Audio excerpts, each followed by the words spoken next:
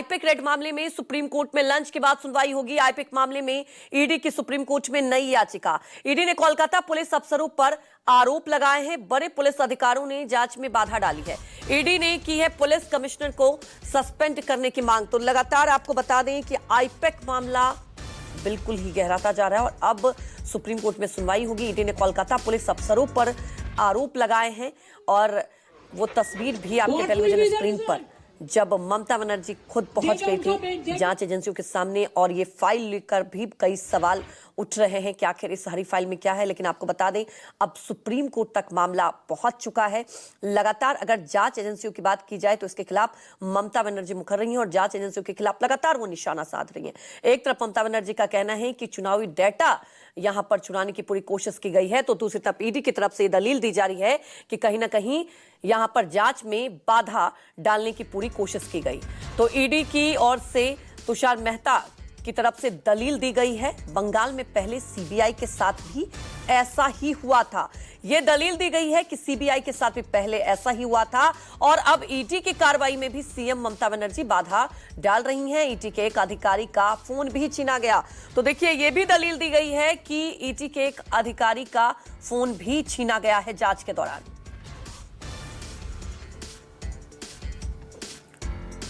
तो तुषार मेहता की तरफ से ये दलील दी जा रही है और आपको बता दें कि अधिकारियों को निलंबित करें।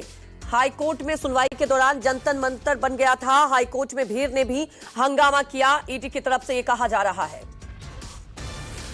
हमारे वरिष्ठ सहयोगी प्रभाकर मिश्रा सीधे हमारे साथ लाइव जुड़ चुके हैं। प्रभाकर, आईपैक की लड़ाई सुप्रीम कोर्ट तक पहुंच चुकी है और ये हम सभी देख ही रहे हैं कि लगातार ममता बनर्जी जांच एजेंसियों के खिलाफ मुखर हो रही हैं। लेकिन जानना ये चाहेंगे कि सुप्रीम कोर्ट में अभी तक क्या कुछ चल रहा है, क्या दलील दी जा रही है तुषार मेहता की तरफ से?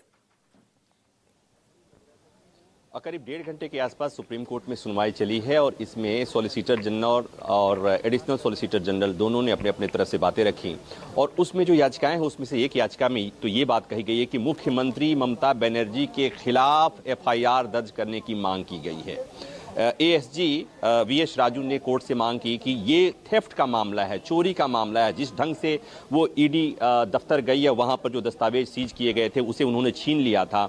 ये सब पुलिस कमिश्नर के सामने हुआ था और ये कॉग्निजेबल ऑफेंस है, लिहाजा इस मामले में एफआईआर दर्ज होनी चाहिए। तो एक मांग ये की गई है। दूसरी बात जो कोर्ट के सामने कही गई वो ये कि सिस्टमेटिक ढंग से जांच में बाधा डालने की कोशिश की गई और ये काम मुख्यमंत्री और साथ साथ राज्य के मशीनरी ने किया। कोलकाता 8 तारीख को जो कोलकाता हाईकोर्ट में सुनवाई के दौरान जो वहां पर अफरा तफरी का माहौल था उसको लेकर के सुप्रीम कोर्ट के संज्ञान में लाया गया और एक स्थिति ऐसी आ गई जब कोर्ट के सामने ये कहा गया कि टीएमसी ने अपने कैडर को कोर्ट बुलाया था कि आप सब आ जाओ, और तब सुप्रीम कोर्ट की तरफ से जस्टिस मिश्रा की टिप्पणी आई कि ऐसा रिकॉर्ड पे आया है, जो चीजें आई है कि आ जाओ, ऐसा लगता है कि जंतर मंतर बन गया था और ये स्थिति काफी चिंताजनक है। ममता बनर्जी और स्टेट गवर्नमेंट की तरफ से जो सीनियर एडवोकेट्स यहाँ अपीयर हुए हैं, मसलन कपिल सिब्बल, अभिषेक मनु सिंघवी, तो उनके तरफ से, कपिल सिब्बल की तरफ से कहा गया, जो ममता बनर्जी के तरफ से पेश हो रहे थे, उन्होंने कहा कि ये जो आरोप लग रहे हैं कि ममता बनर्जी ने वहां से तमाम डिवाइसेज हैं सो छीन लिए थे, ये आरोप सही नहीं है। ममता बनर्जी ने केवल अपना आईपॉड और अपना लैपटॉप ही लिया था। दूसरी बात, आपको पता होगा कि कल का जो ऑफिशियल स्टैंड है ईडी का, वो कल हाईकोर्ट में जो ईडी ने कहा था कि इसमें कोई सीजर ही नहीं हुआ है, कोई दस्तावेज ही जब्त नहीं किया था ईडी की तरफ से। एक बात और टाइमिंग पर कि ईडी के रेड की टाइमिंग को लेकर के सुप्रीम कोर्ट में सवाल उठाया गया और यहां पर राज्य सरकार की तरफ से कहा गया कि 2024 में ईडी कुछ नहीं कर रही थी, लेकिन 2025 में अभी जब चुनाव है अचानक से ईडी जो है वो एक्टिव हो गई है। इस पर लाइटर नोट में सुप्रीम कोर्ट की तरफ से टिप्पणी आई। जस्टिस मिश्रा ने कहा कि तुषार मेहता ये कह रहे हैं कि अगर चुनाव के साल ही मनी लॉन्ड्रिंग का मामला हो तो हम क्या कर सकते हैं, मतलब ईडी क्या कर सकती है।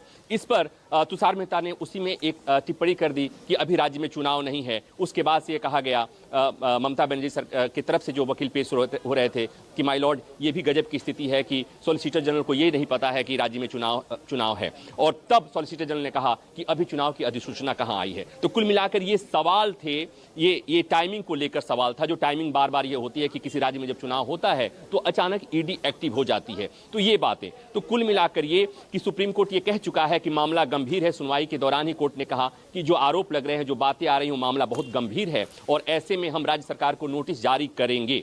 तो कोर्ट ने मंशा क्लियर कर दिया है कि नोटिस जारी करेंगे। कोर्ट की टिप्पणी आ गई कि हाई कोर्ट में ऐसा लगा कि जंतर मंतर बना दिया गया है, तो कोर्ट इस मामले में नोटिस जारी करेगा। उस नोटिस को रोकना है, ये कोशिश की जा रही है। तो एक और अभिषेक मनु सिंघवी इस मामले में जब पेश हुए तो उन्होंने कहा कि हम इस याचिका का विरोध कर रहे हैं। तो एक तरफ याचिका का विरोध हो रहा है, दूसरी तरफ ईडी की तरफ से मांग हो रही है कि इस मामले में जो अधिकारी हैं उनके खिलाफ कार्रवाई की जाए, जो डीजीपी हैं उनको सस्पेंड करने की मांग की गई है कि सुप्रीम कोर्ट संबंधित प्राधिकार को नोटिस जारी करे कि वो उनके खिलाफ कार्रवाई करे, उन्हें निलंबित करे। एक बार फिर 2 बजे के बाद, लंच के बाद इस मसले पर दोबारा जी प्रभाकर, लंच के बाद सुनवाई होगी, आगे भी आपसे अपडेट लेते रहेंगे। फिलहाल हमारे साथ जुड़ने के लिए आपका बहुत बहुत शुक्रिया। रुक जाते एक छोटे से ब्रेक के लिए, जल्द हाजिर होंगे।